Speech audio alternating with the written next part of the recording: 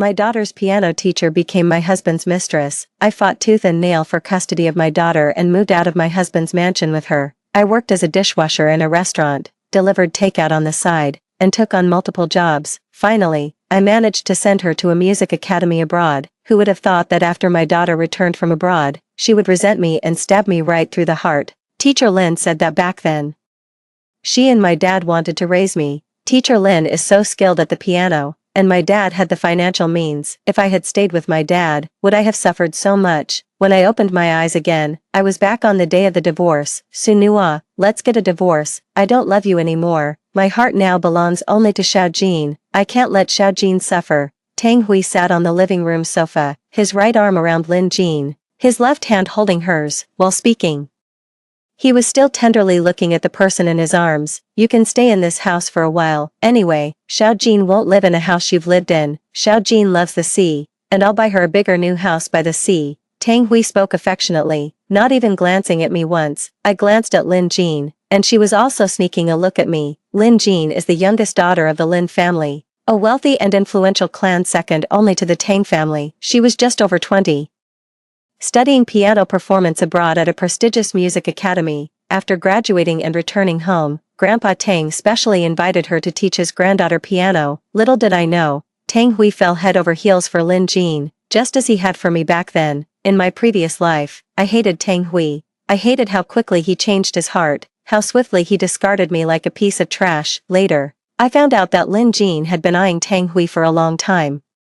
And all of this was her creating opportunities for herself. Where there's a will, there's a way. A pair of shameless lovers, may you be together forever. I walked over, sat down on the sofa across from them, picked a red grape from the fruit platter, and popped it into my mouth. Sure, we can get a divorce, but the house should be transferred to me, not just let me stay there temporarily. I bit into the red grape in my mouth. Its flesh was delicate and juicy, so sweet. Tang Hui was taken aback.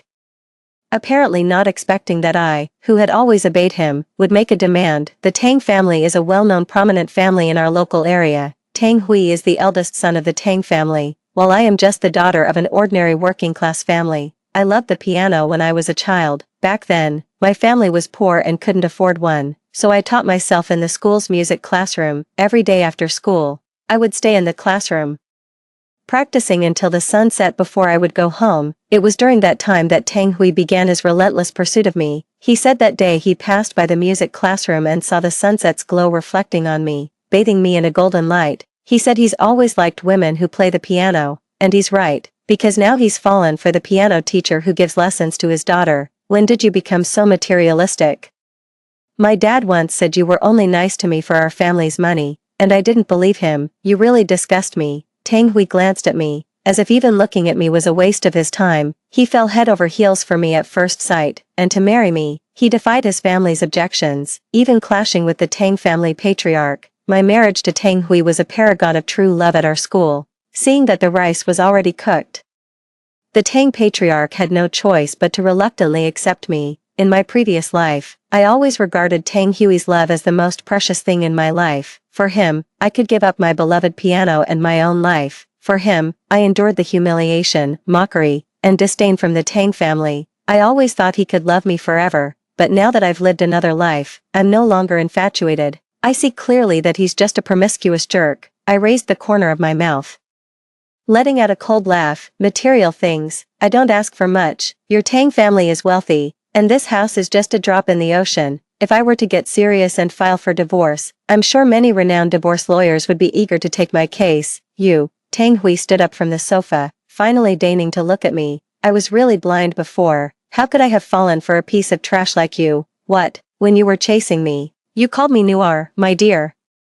Now that you've set your sights on someone else, you call me trash. I also stood up from the sofa, looked him in the eye, and wasn't about to back down. Hui Gij, she speaks so crudely. I'm scared. Lin Jin also stood up, grabbed Tang Hui's arm, hid behind him, and said timidly. Tang Hui softened and gently patted Lin Jin's hand. Don't be afraid, Xiaojin. At that moment, my daughter came down the stairs. She didn't even look at me, smiling brightly as she rushed straight to Lin Jin. Mr. Lin, I just learned a new piece, and there are many parts one don't understand. Could you take a look for me? I looked at this ungrateful wretch who had killed me in my past life. and I remembered the pain of having my heart carved out. In the first year of my marriage to Tang Hui, we had a daughter, and Tang Hui named her Tang Tian. After having a daughter, the Tang family's attitude toward me became even worse. Tang Hui was the only son in the direct line, and the Tang family had always wanted a grandson. To avoid putting Tang Hui in a difficult position, I followed the Tang family's arrangements in everything. The Tang family didn't allow me to work outside, so I stayed home to take care of our daughter and manage Tang Hui's daily life. I also had to learn makeup, dressing, various etiquettes, and present myself as a proper daughter-in-law of the Tang family. Madame Tang had many rules.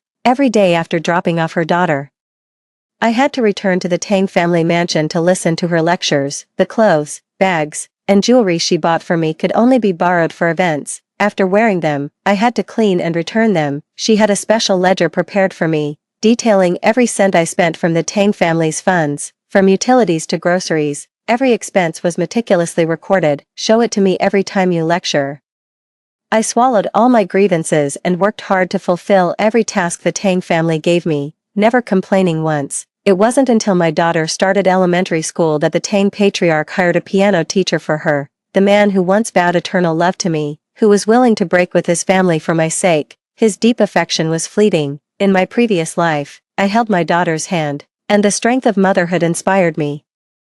The Tang family always looked down on me and didn't like my daughter. If we were to stay forcefully, it's easy to imagine how they would treat my daughter and me. I don't want my daughter to grow up in an environment where she's treated like a puppet, and I don't want any more ties to the Tang family, so I gritted my teeth and told Tang Hui, I don't want the house, I just want my daughter, and nothing else. Humph, just your daughter. You've been living off the Tang family all this time. What are you going to use to raise her? Tang Hui sneered.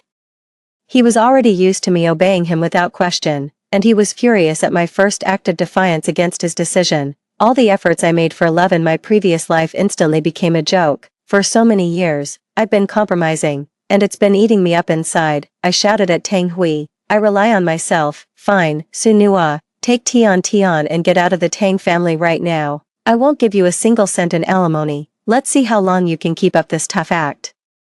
My firm attitude infuriated Tang Hui. Don't worry, I have hands and feet. I don't rely on the Tang family. I will raise my daughter even better. I took my daughter, only grabbed our household registration book, and left the Tang family that night. I remember, as I was leaving, Hui Tang was showing Lin Jin real estate brochures to choose a house. Hui Gij, they're leaving. Why not keep Tian here? At the time, Lin Jin was only pretending to be obedient. She was afraid I would take Tian away, planning to return to Tang Hui later. Don't bother with her. It won't be long before she comes crawling back, begging me. Tang Hui looked at Lin Jin tenderly, pointing to a brochure. Xiao Jin, what do you think of this one? We'll place the piano here, where you can see both sunrise and sunset. Playing the piano here would be so beautiful. I quickly pulled my daughter out of the house. This man, once the love of my life, I never wanted to see again. Sure, Tian, let Mr. Lin play something for you in a moment, and you'll understand. You have great talent. Lin Jin's voice brought me back to the present. Tang Tian happily grabbed Lin Jin's hand, turned to see me, and said to me, Mom, prepare some fruit for me and Mr. Lin. Mr. Lin likes peaches. Remember to peel them and cut them into small pieces. Looking at her innocent little face, my heart clenched again. So from the very beginning, Lin Jin had been brainwashing my daughter. Mom is busy and doesn't have time to prepare fruit for you, I said coldly. Tang Tian let go of Lin Jin's hand, walked up to me, and pushed me. Mom, you can't even cut some fruit for me, and you're just sitting around doing nothing. No wonder they all say you're useless. I grabbed her small hand firmly and said sharply, What did you just say? My mind flashed back to those years when I lived with my daughter in a tiny 40 square meter apartment with my parents. My parents were already old and gave us the only bedroom, while they slept on the floor in the living room. I married Tang Hui right after high school, with no degree, no work experience, and I was already getting old. After searching everywhere, the only job I could find was as a restaurant server, barely making ends meet. My daughter has a great talent for piano, and she loves it. To afford her piano lessons, I would deliver food after work. I would often work overnight and then go to the restaurant the next day. When tired, I would rest for a while leaning on my electric scooter. Years of overwork and poor rest have left me with a host of health issues. At 40, I am stooped and gray-haired, looking like a 60-year-old. After all that hard work sending my daughter abroad, I ended up with a dead end. At this thought, I was consumed by anger and demanded sharply, "Who exactly told you that?" My daughter burst into tears. And Lin Jean quickly came over, pulled her close, and held her in her arms. Tian, be good, don't cry." She comforted my daughter, afraid that she might blurt out what she had been taught at home. Tang Hui walked over and slapped me across the face. "You useless piece of trash." I said it. "What good are you? Even your daughter doesn't like you." I covered my face and instead smiled at him. "Ha ha ha. I don't need the contempt of an ungrateful wretch. If you like her so much, keep her for yourself." "You." Tang Hui raised his arm again, ready to strike. I reached out and grabbed his wrist, holding his hand in midair. "Tomorrow, I'll find a lawyer, draft the divorce agreement. I only want this house, and I'll leave the daughter to you. From now on, I don't want any further contact with you, Tang Hui." I flung his hand away, and Tang Hui was momentarily stunned by my firm attitude. I pointed to the stack of real estate brochures that had been sitting on the table for a long time. "Hurry up and pick a house for your Xiao Jin. Don't hang around here. I don't want to live under the same roof as a mistress." "Sunua, don't push it too far." Tang Hui pulled Lin Jin close by the shoulder. "Xiao Jin and I wouldn't share a roof with you even if we had to." "Good. Tang Hui is just a love-struck jerk. With a little provocation like that, he'll definitely rush to complete the transfer procedures with me right away." I snorted coldly, turned, and headed upstairs. Before leaving, I glanced at my daughter standing behind Lin Jean. She was frowning at me. I turned my head away, and the last shred of affection in my heart had completely vanished. She's 9 years old now. It's time she started taking responsibility for her own choices. My divorce from Tang Hui went smoothly, and he quickly completed the transfer procedures. Maybe it was the words I said about him and his mistress that triggered him. This time, my daughter got her wish and went with her father and Lin Jean. But Tian, maybe you don't know, in this world, only your mother loves you unconditionally. The Tang family got their wish and married their son to a suitable bride, but they could never have foreseen how Lin Jean would topple the mighty Tang family. Well, everyone is happy, and I, too, am ready to start a new chapter in my life. I sold this big house, which only brought me sadness and no longer held any meaning for me. With the money from the sale, I bought a small 3-bedroom apartment and brought my parents to live with me. In my previous life, my dad, already retired, went back to work at construction sites to help me save money for Tang Tian's overseas studies. Because of his age, no one wanted him to do heavy labor, and after much persuasion, they agreed to let him stay in the shed to watch over the construction materials. The elderly man lived in a damp shack all day, enduring extreme cold in winter and heat in summer.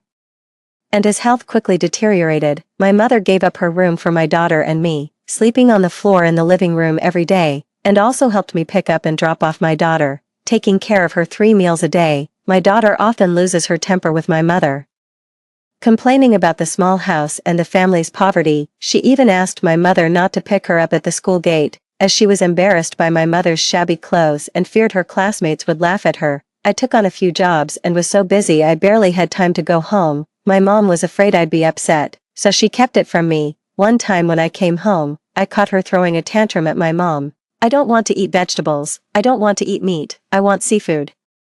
She banged her chopsticks hard on the bowl. Tian, how about Granny makes you a boiled egg? You can't eat seafood every day. Vegetables are also nutritious. You need to eat well to grow up strong." My mom picked up a piece of green vegetable with her chopsticks, intending to put it in her bowl. Unexpectedly, she dropped her chopsticks, reached out, and flipped the table over, sending bowls, chopsticks, and dishes crashing to the floor. I pushed the door open, rushed in, and, furious, slapped her across the face. She covered her face, ran into the room, and pushed my mom aside, knocking her to the ground. The elderly have fragile bones. My mom fractured her coccyx and had to lie on her stomach in bed for 3 months. She lay in bed and advised me, "Don't blame the child, the gap is too big, and she feels bad about it too. Mom, she's Tang Hui's daughter, and she's also the daughter I promised to take care of. You don't need to always feel sorry for her. The old saying goes, better with a beggar mother than a high-ranking father." Tang Tian was raised by me from scratch. Her father never took care of her.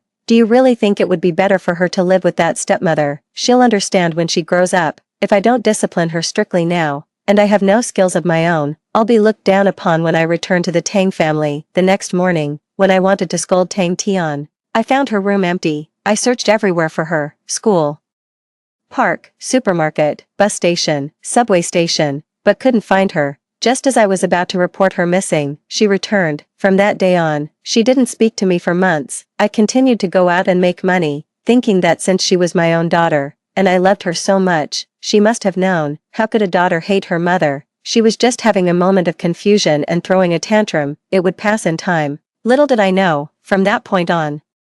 She got in touch with Lin Jean. Under his instigation, the daughter I had worked so hard to support began to hate me, and it felt like a knife piercing my heart. In this life, I no longer believe in the bond of blood. In my new home, I bought a piano. I began my own life journey. Due to my age, I couldn't catch up with cultural studies, so I had to sneak into music school to learn music theory. It started out sneakily, but as everyone gradually got to know me, they stopped chasing me away.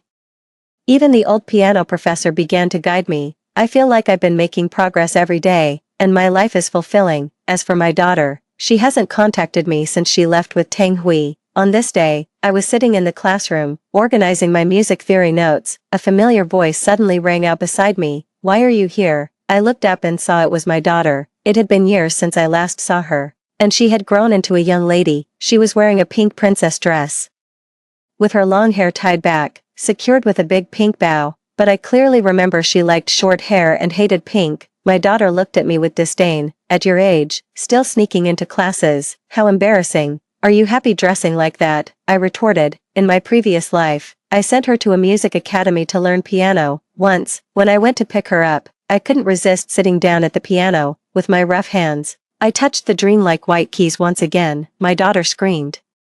"This piano is expensive, don't get it dirty." I quickly pulled my hand back and rubbed it on my clothes. "Your mom used to like the piano too." My daughter didn't pay any attention to what I said. She just dragged me out. "Hurry up, don't let anyone see us." Back then, I didn't understand that a selfish, ungrateful child can't be reformed. In this life, I will not give everything for her. I know Lin Jean is not some innocent lady. She is the daughter of Mr. Lin and the family maid. Mr.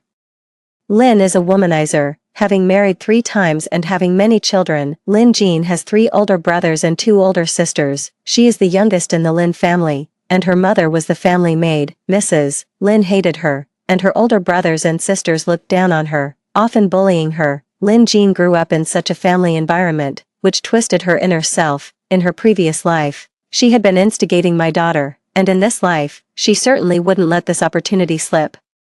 Sure enough, my daughter was hit where it hurt, and she snapped at me. "What do you know? Teacher Lin likes me dressed like this. You live not for others' approval, but to be true to yourself." This is the lesson I learned from my second chance at life. Although I hate her, I can't escape the bond of motherhood. Tang Tian, Mom has a piece of advice for you. Living for others' approval will make you lose yourself, and it won't end well. Lin Jean, she's not genuinely good to you. Don't try to drive a wedge between me and Teacher Lin. She's a piano professional, and one finger of hers is stronger than your entire useless self. I came to the music academy to learn the piano, and it was Teacher Lin who found me a teacher. Oh, is Lin Jean that impressive? Why didn't she teach you herself? I don't think she's all that. I know Lin Jean is all show. What prestigious foreign music academy? She just used her connections to sneak in for some classes, calling it further study. Life was tough for her in the Lin family, and she started looking for a husband early on. At a banquet hosted by the Lin family, she set her sights on Tang Hui, the only son of the Tang family. Tang Hui was the perfect candidate, good family background, lovesick, and an only child. She found out that he married a woman from a working-class background because he liked girls who played the piano. Thus, Lin Jean, who had never touched a piano before, decided to switch gears and start learning to play. When Tang Tian was young, she could still put on airs with her, but as Tang Tian's progress in learning the piano accelerated, Lin Jean could no longer teach her. Tang Tian was still defending Lin Jean. "You're wrong. Teacher Lin isn't refusing to teach me. Teacher Lin, she's just pregnant." As Tang Tian spoke, tears fell from her eyes. That's right, Lin Jean was pregnant. In her previous life, she lost this child due to her own actions, and from then on, she became even more insane. Tang Tian no longer has any value to Lin Jean, who must despise her now. That's why she's been trying so hard to win Lin Jin's favor. Transforming into the image of a docile girl in a pink princess dress, Tang Tian finally couldn't hold back anymore, covering her face with her hands and sobbing violently, tears slipping through her fingers and falling to the ground. In the past, whenever I saw my daughter crying, I couldn't help but rush over to comfort her immediately. Now that I've seen her evil face as she murdered her mother, my heart feels as cold as ice. Devoid of any emotion, do you like the piano? I know my daughter has a talent for the piano, otherwise, she wouldn't have been admitted to a music conservatory abroad. She nodded. Listen to me and stop whining here. If you don't work hard, no one will treat you fairly. Mind your own business. You're just jealous of me. Teacher Lynn, she's really nice to me. But you, at your age, still want to learn piano. You're delusional. She shouted and ran out of the classroom. I sighed, hoping she would start willingly and end with accepting the consequences. I bowed my head and continued organizing my music theory notes. My life is now simple yet fulfilling. I found a job at a music store, where I mainly learn, practice, and teach students. The old professor whose classes I used to attend without permission really liked me and took me on as his student. Under the guidance of the old professor, I learned what it means to relax, broke through my own limitations. As if I had opened the Ren and Du meridians, and made rapid progress, the old professor signed me up for a piano competition, saying it was the most prestigious piano competition in the country. So I quit my job at the piano store and focused entirely on preparing for the competition. My life seemed to revolve only around practicing the piano, and I hadn't heard from my daughter in years. Occasionally, I came across some gossip about the Tang family on the entertainment headlines of my phone. The eldest Tang's son had an affair with a female pianist during his marriage. The Tang wife bravely fought the mistress, fell down the stairs, and tragically lost her unborn child. The eldest Tang's son declared that he no longer had feelings for his wife and insisted on divorcing her. The Tang wife announced a live broadcast tonight. She's set to expose shocking secrets about the Tang family. The eldest Tang's son revealed that he was deceived by his wife, who falsified her academic credentials. Additionally, she was not a virgin at the time of their marriage, having had an affair with a male artist before the wedding, and the two continued to be in contact during the marriage. Mrs. Tang states that she is just an ordinary friend with that male star. Solid evidence of Mr. Tang's infidelity during marriage. The eldest Tang's son presents chat records between Mrs. Tang and the male artist, featuring spicy content and photos of Mrs. Tang in a revealing outfit. The Tang family's news frequently hits the trending searches, with netizens eagerly following the drama like a TV series. The guy cheated during marriage and caused his wife to miscarry. What a jerk. This woman isn't exactly a saint either. I heard she's the illegitimate daughter of the Lin family's nanny. Must have put in a lot of effort to latch onto the Tang family back then. When heaven wants someone to fall, it first makes them go mad. He even posted his wife's X-ray photos online. I think the young master of the Tang family has lost it. You know what? His wife is actually quite hot. That face is so pure yet seductive. I like it. None of them are easy to deal with. Since both have cheated, why don't they just get a divorce? If it's true, this couple is truly a match made in heaven, or hell. Better not get divorced. Several trending topics sparked a frenzy online, and Tang Enterprises' previously solid reputation crumbled in an instant. I tossed my phone aside, unconcerned, and continued practicing the piano. It wasn't until the piano competition several months later that I met my daughter. Lin Jean stood beside her, dressed in a dazzling outfit, with impeccable makeup, exuding an air of arrogance. Tang Tian, on the other hand, wore a pink princess dress, hunched over, and timidly submissive. In the end, she didn't listen to me. I didn't want to deal with them and planned to pretend I didn't see them, hoping to avoid the situation. Unexpectedly, Lin Jean spotted me and said, "Hey, Tian, isn't that your mom?" "Huh, my mom." Tang Tian was momentarily caught off guard. When she realized it was me, she turned her face away and, with a fawning expression, grabbed Lin Jin's arm. "Ugh, what's she doing here?" Lin Jin noticed the number tag on my clothes and exclaimed in surprise. "Could she be here to compete?" "She's competing. Ha ha ha. I think she's here to embarrass herself." After saying that, the two of them covered their mouths and laughed. I snorted, walked over, and asked Lin Jin, "What? I heard Tang Hui cheated again. You seem pretty happy about it." Lin Jin seemed caught off guard that I would confront her directly. "Mom, don't go too far. It's my dad who wronged teacher Lin first." My daughter immediately spoke up in defense. "Humph, calling the thief your mother. What did you say when your mom was cheated on?" I crossed my arms, smiled at Lin Jin, and said, "Oh, I remember now. Lin Jin, you're such a loser." Tang Tian was about to defend Lin Jin again, but I said coldly, "It's pointless to win an argument. Let's see who's better on the field later. If you lose to me, this loser, then you're even worse than a loser." "Impossible. How could you possibly beat me?" I was raised by Teacher Lin, yes. This terrifying expression is exactly the same as when she held a knife to me in her previous life, but in this life, her piano skills haven't improved at all. They're still the same as when I got divorced a few years ago. Tang Tian was eliminated in the preliminary round, while I advanced all the way to the finals and won first place. This award is of great significance to me, giving me a certain level of recognition in the country. As I waited on stage for the award, I caught a venomous glare from the sea of people below. It wasn't Tang Tian's gaze, it was Lin Jin beside her. She stared at me on stage with a cold, hateful expression. As if she wanted to kill me. For the first time, I felt her hatred for me, but I won't have any further contact with her. I held the trophy, turned, and walked off the stage. The organizers had also arranged a banquet for the evening. I had only been focused on practicing the piano before, never attending any banquets, and I wasn't familiar with people in this circle. At the banquet, a well-mannered gentleman approached me and toasted me. I waved my hand, picked up a cup of tea, and said, "Sorry. I don't drink alcohol." I actually know this person. I met him once when I went to a business dinner with Tang Hui at the Tang family's place. His name is Chen Qing. Back then, he was a rising entrepreneur who had worked his way up on his own. Now, times have changed.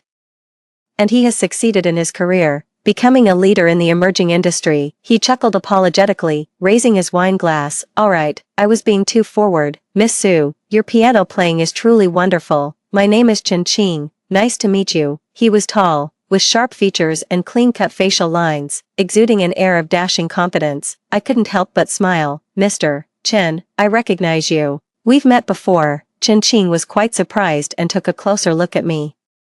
"Who are you?" "Tang Hui's ex-wife," I said, taking a sip of tea. Chen Qing looked surprised. "Wow, you've changed so much." "Indeed, a woman who takes her career seriously is the most beautiful." "Mr. Chen, you're too kind." "So, Miss Su, I wonder if I might have the honor of getting to know you again." That's how I ended up together with Chen Qing, because he made me feel loved and respected. He appreciated my talents, respected all my decisions, and never imposed any demands on me. I admire his calmness and decisiveness, his exceptional abilities, and his principled approach to work. Not only is Chen Qing's career thriving, but he also used his resources to secure an invitation for me to an international piano competition. Chen Qing established a management company specifically for me and became my agent. All I had to do was practice the piano every day. I didn't have to worry about managing the competition at all.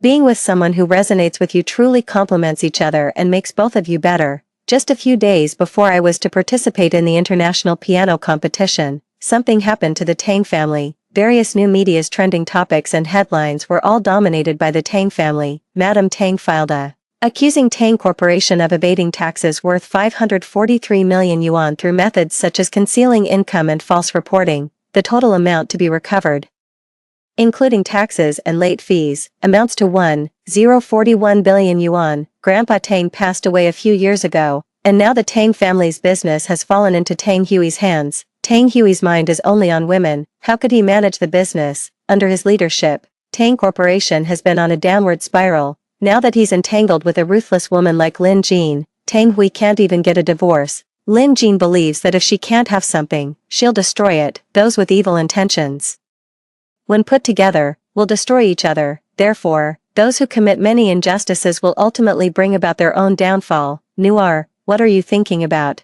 "It's time to leave," Chen Qing called me. I stopped thinking about the Tang family and picked up my suitcase. Walking towards Chen Qing effortlessly took my suitcase and placed it in the car for me. "You're so busy, don't bother coming with me," I said. "How could I not? You've been preparing for this competition for so long. As your agent, I have to be there at this moment," Chen Qing said. "What if I don't make the rankings?" "Don't feel pressured. Whether you win a prize or not, you're always number one in my heart." A smile appeared on my face. Chen Qing always encourages me. He never puts pressure on me. As soon as the car exited the garage, it suddenly braked. My body swayed forward. "What's wrong?" Chen Qing asked the driver.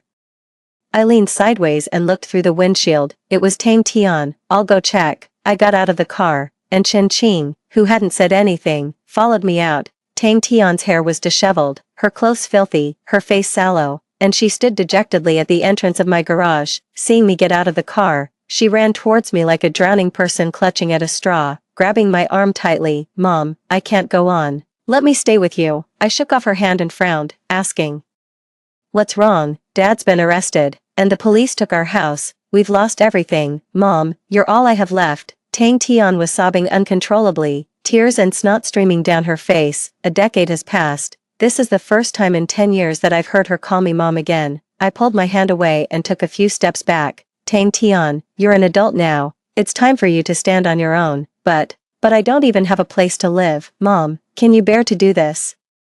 I'm your own daughter, but my own daughter. She chose to abandon me long ago, I said. She was choked up by my words, suddenly pointing at my house. She shouted in frustration, now that you're living well, in a big house, and hooked up with a wealthy man, you don't care about your daughter anymore, do you? Chen Qing stepped out from behind me, wanting to speak on my behalf, but I stopped him. My own karma. I need to resolve it myself. You're right, I won't interfere with you. You're snobbish and selfish. You chose Dad and Lin Jean yourself back then. You never came to see Mom in 10 years. Now you suddenly show up and expect her to take responsibility for you. Tang Tian, don't use the identity of a mother to guilt trip me. I am who I am. I'm Sun Nua, not anyone's mother or wife. Do you understand? Now that you're 18, without your dad or Lin Jean, you should be capable of supporting yourself. What abilities do I have? My family is gone. The police took away my piano. I didn't get into college. What am I supposed to do? The daughter began to lose control. You have hands and feet, and you're in good health. You can work in a restaurant, or deliver food. Why can't you support yourself? In your previous life, your mother supported you like this and even sent you abroad to study. Why should I do such dirty and exhausting work? Why should I endure such suffering? These hands are meant for playing the piano. Why should you live in a big house, drive a luxury car, while your daughter has to suffer outside? Tang Tian's face twisted with rage, her eyes flashing with malice. She pulled out a knife she had hidden in her sleeve and lunged at me. In my mind, I suddenly recalled the words she had said to me when she stabbed me in my previous life. Teacher Lin said that back then, she and my dad wanted to raise me. Teacher Lin is so skilled at the piano, and my dad had the financial means. If I had stayed with my dad, would I have suffered so much? Daughter, it turns out that whether I stayed with your father or your mother, your ultimate decision was the same. You both wanted me dead. Chen Qing pulled me aside, and the driver got out of the car. The two of them grabbed Tang Tian and took the knife from her hand. I composed myself, took out my phone, and quickly dialed 110. The police took Tang Tian away. I changed my flight. And just in the nick of time before the competition started, I arrived at the venue. In this international competition, I performed consistently, won 2 major awards, set 3 firsts, and earned a substantial cash prize. This competition catapulted me to fame both domestically and internationally. However, I didn't stop there. I immediately set my sights on a higher-level international competition. Now, when people introduce me, they call me the renowned pianist Sun Nua. No longer am I just Mrs. Tang of the Tang Group. After the tax scandal, Tang Corporation went downhill rapidly and went bankrupt within a few years. Tang Hui's final entertainment headline, once the illustrious young master of the Tang family, pushed by Mrs. Tang from the top of the Tang Corporation building, fell to his death. Mrs. Tang was arrested. There was also a video of Lin Jean being arrested, in which she had red eyes, disheveled hair, and was shouting hysterically, Tang Hui, you useless piece of trash, I wasted my best years on you. How dare you divorce me for another woman? Ha ha ha. Tang Hui, I'll ruin you. If I can't have it, no one can. The police handcuffed her and put her in the police car. Tang Tian was not seen in the video, and there was no news of her online. Later, I found out she was working. So I went to secretly watch her. In a bustling downtown street, a fast food restaurant squeezed among countless small shops, Tang Tian was wearing a red and white striped outfit with a large store logo on the front and a red baseball cap. She held a stack of promotional papers, shouting and handing out flyers to passers-by. She still looked thin, but her spirits had improved significantly, and her complexion appeared healthy. That's good. At least she no longer relies on others and can support herself now. I stood at a distance, gazing at the entrance of the fast food restaurant for a long time. Story 2, the boy who once vowed to cherish me forever, yet chose to wed the general's bastard daughter, kept hidden from the household. Over my humble origins. Years later, he invited old friends to reminisce before his wedding. They fawned over status and scorned the lowly. Little did they know I was the princess recuperating in the countryside. When I returned to that small town, I learned Liang Yuanhe was about to get married. He greeted me on the street, telling me about his upcoming wedding next month and extending an invitation. You might still have feelings for me, but I'd truly like you to come." I nodded slightly. During my convalescence in Yuntown, I stayed with a married couple, and Liang Yuanhe was our neighbor. He used to follow me around like a puppy, swearing he'd cherish me forever, just when I thought he'd propose. Then he said he'd fallen for someone else, and now he's turned into such a sleaze. Agreed. He invited many childhood friends to celebrate his wedding at a nearby restaurant. He asked me to catch up with old friends. Liang Yuanhe had matters to attend to, so I went alone. No sooner had I sat down than familiar faces crowded around, teasing, "Yenner, you're back. Could it be you've returned because Liang Yuan has made his fortune and want to be his concubine?" "Absolutely not. Yuer is the general's daughter. How could she tolerate a concubine? Don't bring trouble upon yourself." In my childhood, when Liang Yuanhe constantly followed me around, Yuer moved nearby. She was a delightful girl. Before long, Liang Yuanhe grew increasingly distant from me. Back then, I thought she was just an ordinary girl. Only after returning to the capital did I learn she was the general's shamefully hidden daughter by a concubine. I said coolly, "He's beneath my notice." Truth be told, I was blind back then, having met few men, that Liang Yuanhe wasn't even fit to wipe my shoes. The room erupted in murmurs of disbelief. They knew nothing of my standing, childhood friends though we were. The couple who raised me were herbalists. Not exactly wealthy, just getting by. Most of them came from well-off families and looked down on me. "Stop boasting. He's now a top 3 palace exam graduate with a brilliant future." Women are practically throwing themselves at him. "That outfit looks expensive, way out of your league. Did you steal it?" Their gazes turned unfriendly as they began scrutinizing my outfit. Then sharp-eyed Xiaohong noticed something special about my attire and exclaimed, "Yenner, this fabric is rare and terribly expensive." Xiaohong's family ran a textile business with shops in every town. At these words, they all turned to look with renewed interest. No wonder she turned down Liang Yuanhe. "Looks like she's landed herself a sugar daddy." Their snide remarks dripped with contempt, insinuating I'd traded my body for favors. Xiaohong added, "I recognize this fabric. It's reserved for the imperial household. Surely Yenner didn't become some official's concubine just to wear this. Pathetic, relying on a man's handouts." Indeed, gifted by the young prime minister himself to curry my favor, the fabric of my clothes could never be subpar. Shut your mouth. Even your mother was considered too old and faded when she tried becoming my father's concubine. I rolled my eyes. "The doctor warned me against getting worked up, says it's bad for my health." Xiaohong was fuming, itching to curse me out. I wasn't wrong. Every concubine His Majesty selects nowadays is radiantly beautiful, most around my age. Just then Liang Yuanhe entered, glowing with happiness like a strutting rooster. The atmosphere shifted instantly as everyone greeted him with flattering smiles. "Congratulations, soon you'll be addressed as Lord Liang." What an exalted position. Don't forget your old friends when you make it big. So he actually ranked top 3 in the palace exams. Impressive skills. But putting on airs before even getting an official post is downright disgusting. Back then, it was his diligence and ambition that made me see him in a new light. I'd grind ink while he wrote, and rest my chin listening as he recited texts. He'd compose poems just for me, promising he'd rise to high office someday. "You shall become my one and only wife." I believed every word, convinced my future lay with him. I'd even planned how to present this to father in the capital to gain his blessing for our marriage. Turns out it was all just empty talk, because he simply stopped acknowledging me. Back then I didn't understand why. I only knew he spent all his time doting on Yuer, visiting her courtyard study filled with countless books. Yuer's family kitchen had many pastries just like those in the capital, both exquisite and delicious. Then one day, Yuer confronted me in a rage. "Why do you keep pestering Liang Yuanhe? He doesn't like you. Stop bothering him. He can't stand you." I stood frozen. I didn't. I never chased after him. He told me himself. He likes me. He only sees you as a little sister. Now I get it. That bastard's been spreading lies about me behind my back. He basked in the adoration of the crowd, spouting grandiose claims. "Then what official rank would you hold?" "Surely nothing below 3rd grade. Liang Yuanhe smiled mysteriously. "Though I placed 3rd in the exams, my ambitions differ from the top 2. Have you heard of Chancellor Wei Yu? He rarely takes disciples. I've resolved to train rigorously under him."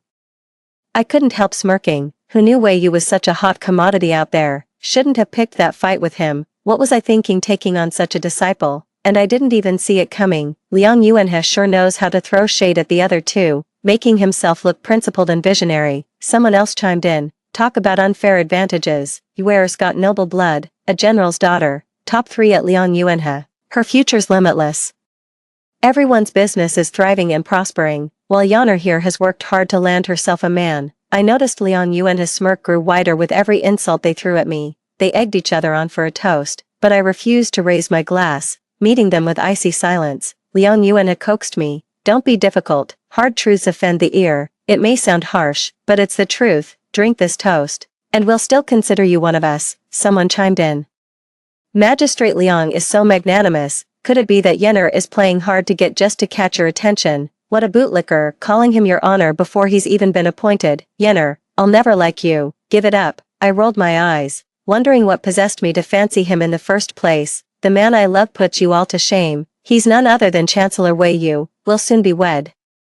Of course I didn't mention that his bride-to-be was merely an illegitimate daughter unfit for polite society. I'd hoped to frighten them properly, but they didn't buy it for a second and burst into laughter. Ha ha ha, has anger addled your wits? Everyone knows the Chancellor shuns women's company. If the Chancellor fancies you, I'll walk to the capital on my hands. Liang Yuan frowned, clearly thinking I was making a fool of myself. Poverty isn't shameful, but lying is. Yener, I don't want you to be that kind of person. No man would ever love a deceitful woman. I can't stand this godforsaken place another minute. I won't stay here to be treated like dirt. I only agreed to meet out of childhood nostalgia, but they've all become even more insufferable than before. Just as I was about to leave, my maid started shouting everywhere, "Your Highness, the Prime Minister is looking for you. Please come out or this lowly servant will face punishment."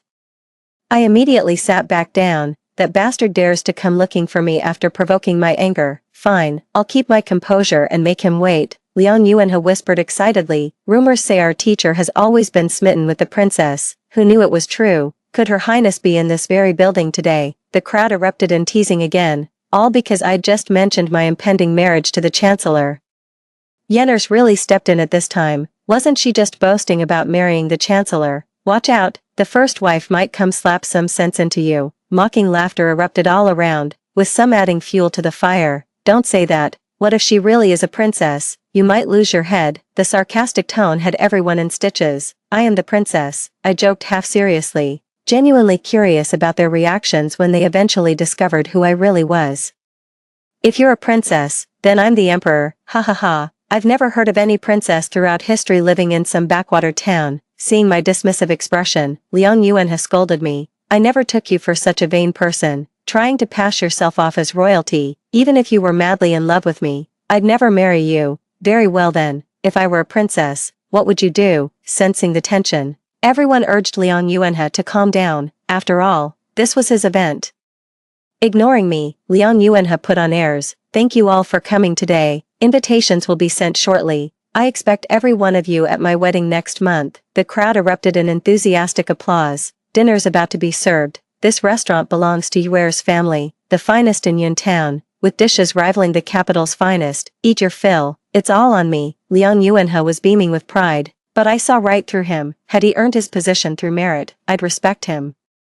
But climbing the ladder using women, he's nothing but a social climbing gold digger. Noticing my odd expression, they started picking on me again. What's with that face? Yener, can't stand seeing Lord Liang doing well. When the food arrived, I ignored him. My stomach was genuinely growling. At first glance, the dishes bore striking resemblance to capital cuisine. Had I still been that little girl from Yun Town, I'd have adored them. Living in the capital these years has spoiled my palate.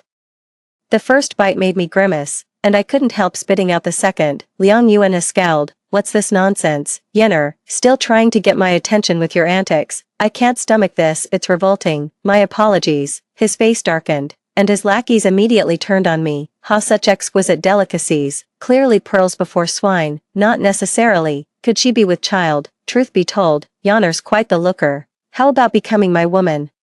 You'll dine like this every meal. They roared with laughter. Some men eyed me up and down with ill intent, each one pig-faced, greasy-skinned, with eyes smaller than their nostrils. That's absolutely disgusting to watch. These vile men who get their kicks from demeaning women. Frog in a well, do you even have 3 inches down there? I shot a venomous glance toward their crotches. The greasy-haired man's face stiffened. Who do you think you're fooling with that holier-than-thou act? Liang Yuan soothed. Don't get worked up. After all, Yener could never afford such delicacies in her lifetime. No point ruining your health over this. I couldn't stomach his smug expression after latching onto a general's daughter, so I had to expose him. How much money do you actually have? Aren't you just leeching off Yuer's family? You're penniless and only know how to take. Forgot to mention, your precious Yuer is merely the general's illegitimate daughter. Why else do you think she's been stuck in Yun Town all these years? The moment the words were spoken, Liang Yuanhe froze, his brow furrowing with the guilty unease of someone whose secret had been exposed. After all this time apart, you become quite the liar. Is destroying what you can't have your new tactic? I knew him well. He wouldn't have lost his temper unless the accusation had struck a nerve. I smirked dismissively. The others had already started whispering among themselves.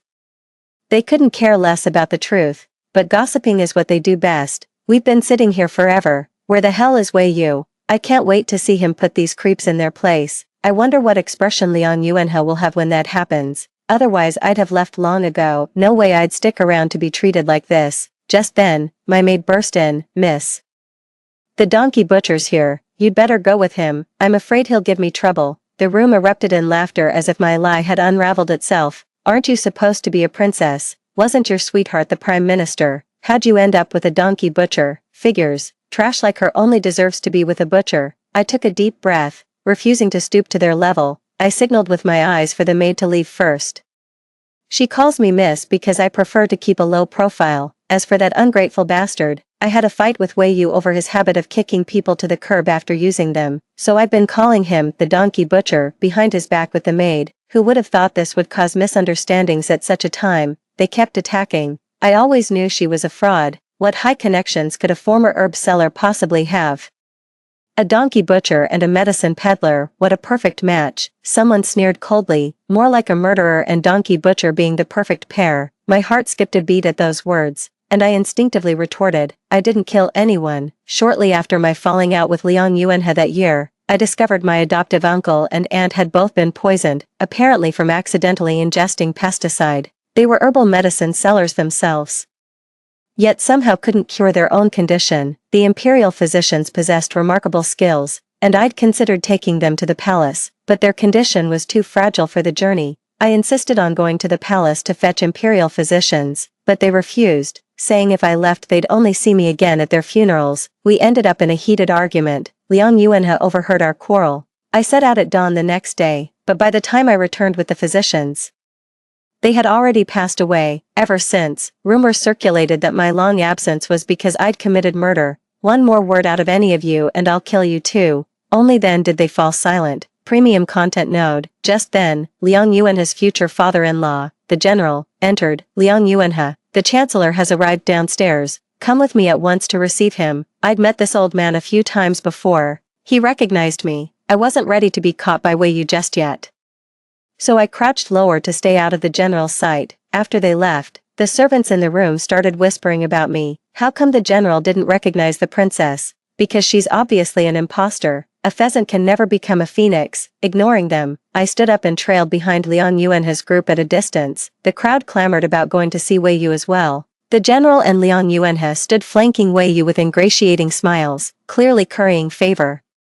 Wei Yu scanned the room, still searching for me. Whispers rose behind me. How blissful it would be to win the chancellor's favor. Perhaps I'll accidentally spill water on him. Surely he'd be captivated by my beauty. He's devastatingly handsome. I'd gladly be his concubine. The very women who'd tormented me indoors now stood transfixed like love-struck fools. I smirked. You lot. I'd stand a better chance. They protested angrily. If you can get him to spare you a second glance, I'll take your surname. Taking my surname is beneath you for now, but you could always kowtow to me. With those words, I strode straight toward Wei Yu, clad in solemn black. He stood out as the most striking presence amidst the crowd. Just as I was steps away from Wei Yu, Liang Yuanhe suddenly yanked me aside. Must you cause trouble at a time like this? Noticing Wei Yu's approach, he hastily explained, my apologies, Lord Wei. This woman has been persistently harassing me, though I've no interest in her. I nearly let her disrupt your presence. Wei Yu's face visibly darkened as he barked, let her go, you're hurting her. Liang Yuanhe stood frozen in stunned confusion.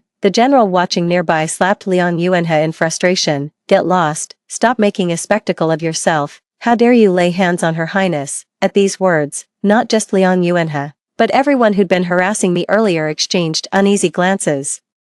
They couldn't believe someone as ordinary looking as me was actually the high and mighty princess. Right now, they should be more worried about whether I'll retaliate against them. I left without pressing charges. knowing full well Liang Yuanhe would come crawling with apologies. Back at the chancellor's residence, Wei Yu grumbled, I never intended to take this student anyway, all book smarts, no substance. He couldn't stand seeing me bullied. When I think about it carefully, I've got a plan. Just as the words were spoken, Liang Yuanhe requested an audience, and we let him in. He immediately apologized to Wei Yu upon seeing him, acting as if I weren't even standing there. My lord, I beg your forgiveness, I acted rashly without understanding the situation and offended her highness. How amusing, offending me yet apologizing to Wei Yu instead. Wei Yu didn't even glance at him, murmuring, the princess is magnanimous enough to overlook your offense, but those who humiliated her.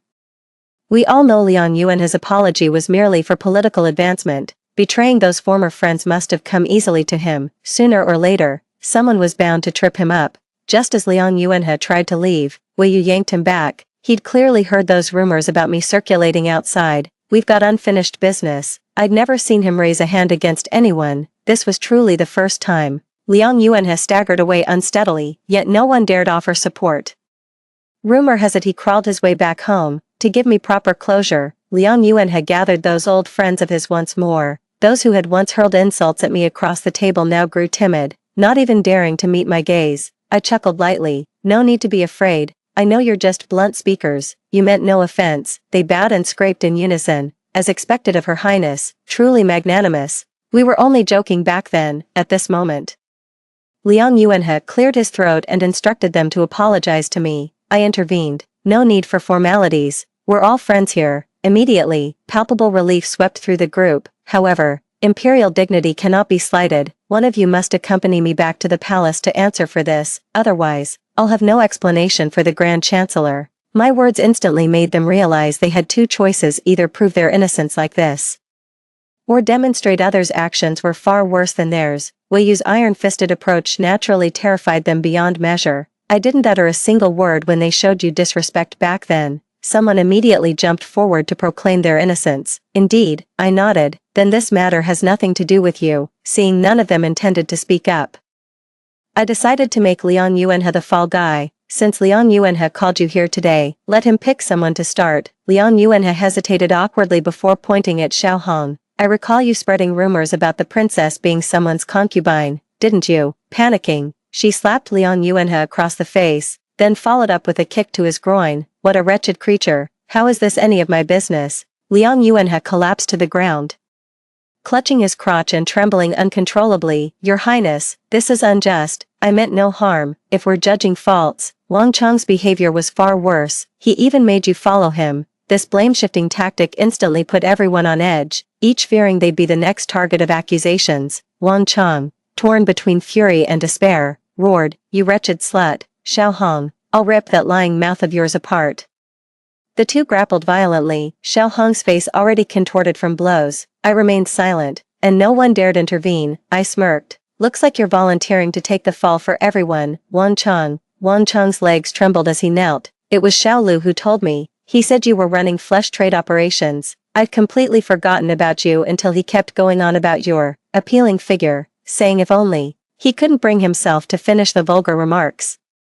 I told him to get up and turn to look at Xiao Lu. He's Liang Yuanhe's childhood friend. Their bond runs deep. Though Xiao Lu lacks education and family backing, he's fiercely loyal and tough as nails. That's why he fits right in with this crowd. Never imagined he'd be the one spreading this rumor. We've got no beef. Why is he coming after me? Xiao Lu snapped angrily. How could you betray me? I thought we were brothers. I didn't lie. And who'd want to be brothers with a penniless loser like you anyway? Even a rabbit bites when cornered. Xiao Lu flung the scalding soup right onto Wang Chang. You never shut up. I'm just telling the truth. So what if she's a princess? They can chop my head off. The truth will come out eventually. Where do I even begin? How strange. Why is he so dead set on labeling me this way? Clearly he won't tell the truth. Mimicking Wei Yu's sinister grin, I asked, last I saw your sister. She was only 5. I wonder how old she is now. Xiao Lu answered trembling, leave my sister alone. Turns out every time I showed Liang Yuanhe kindness before, he'd boastfully exaggerate it to Xiao Lu to flaunt his masculine charm. Later when he took a fancy to Yuera for her wealth and wanted to ditch me, he spread rumors everywhere that I'd fallen for someone else, some rich sugar daddies, crafting this devoted lover persona for himself. What's bizarre is why I never knew any of this until now. As I was still pondering, Liang Yuanhe lost his patience. Princess, I believe Xiao Lu has gone too far. He's still spewing lies even now. Let him accompany you to the palace for punishment. Xiao Lu was utterly shocked, unable to believe someone so close to him would stab him in the back at this critical moment. Princess, I'm not lying. The uncle and aunt who raised you can vouch for this. No sooner had he spoken than Liang Yuanhe's fist sent one of Xiao Lu's teeth flying. The two soon came to blows. Finding the situation increasingly amusing, I declared, name all the wrongs Liang Yuanhe has done me, and you'll be rewarded. Before I could finish speaking, they began airing their grievances one after another. He's been spreading rumors that you sneaked into his bed at night, claiming it was only his self-restraint that stopped him. I remember he even had a huge fight with your uncle and aunt. It got physical. That rich brat paid local thugs to spread nasty rumors about you. My mind went blank hearing this. I never imagined he'd be connected to your uncle and aunt. I was completely in the dark about all this. Back then, my uncle and aunt were mysteriously poisoned, and they never told me why. Could this be related to Liang Yuanhe? I only knew he had questionable character, but never imagined he'd be this vile. I've ordered his arrest and interrogation at the Dali Temple. Just then, Yue burst in, Liang Yuanhe's fiancé. She clung desperately to Liang Yuanhe on the floor, glaring at me furiously. Don't think your royal status gives you the right to act recklessly. I won't let you take him. Tears streaming down his face, Liang Yuanhe embraced Yue. Save me, Yue. I don't love her, yet she abuses her power to force me. To my astonishment, the girl actually bought his act. She dropped to her knees before me. If you want him today, you'll have to step over my dead body. We must still show respect for the general's dignity. I went straight to the general. Their family matters should be settled among themselves. After learning the full story, he ordered Yue to apologize to me. Yue cried hysterically. Why should I apologize to this woman? We've done nothing wrong. Is it just because she's a princess? The general's face darkened. Stop making unreasonable demands here, and you needn't marry this man anymore. Cutting ties now would be the wisest course of action. Yue charged at me like a madwoman, clawing at my face. You wretched homewrecker, how dare you steal my man and ruin my wedding? Seeing her like this weighed heavily on my heart. When she first moved here as a child, she was such a lovely little girl who'd even share her treats with me. Pity she later fell under Liang Yuanhe's spell and wouldn't even glance my way. Just as she was about to make a grave mistake, the general swiftly grabbed Yue and slapped her across the face. 3 months confined to quarters. He wished for me to forgive Yue. I don't blame her, but Liang Yuanhe, the real culprit, must pay the price. With his last ally gone, Liang Yuanhe clutched at the general's sleeve in desperation. Help me. I ranked top 3. I'll achieve great things. He was kicked to the ground, awaiting Her Highness's decision. Though I despise him, I won't take the law into my own hands. He must first be escorted back to the capital. When first questioned, he absolutely refused to admit any altercation with his uncle and aunt. Wei Yu's methods were nothing to scoff at. For a scholar, he could be utterly ruthless when needed. Inside the cell, Liang Yuanhe was bound to a wooden frame, bloodied and battered.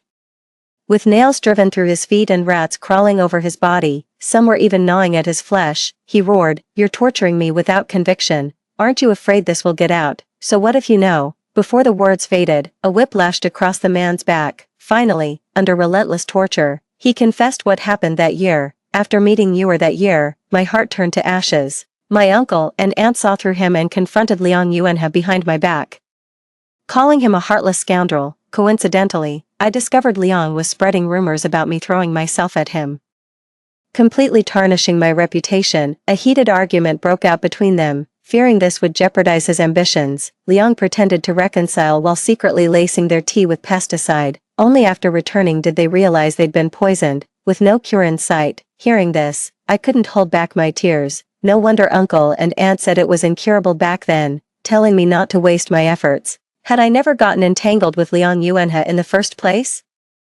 The uncle and aunt who raised me for years wouldn't have met their end. Had I not insisted on returning to the palace back then, I wouldn't have missed seeing them one last time, so I sent Liang Yuanhe personally to apologize to uncle and auntie. 6 months later, I returned to Yuntown again. This plot of land belonged to uncle and auntie for growing medicinal herbs, a tradition passed down through their family for generations. They had no children of their own and treated me like their own. I figured it was time I paid them a visit, and Wei Yu made time to accompany me back. For some reason, the moment I set foot in Yuntown, an uneasy feeling crept over me. It happened to be Ghost Festival season. with vendors lining the streets selling spirit paper and peachwood talismans. Wei Yu chuckled. Don't worry, if you're scared, I'll get you some protective charms to carry. I waited for him where I stood when suddenly a hand reached out from behind me.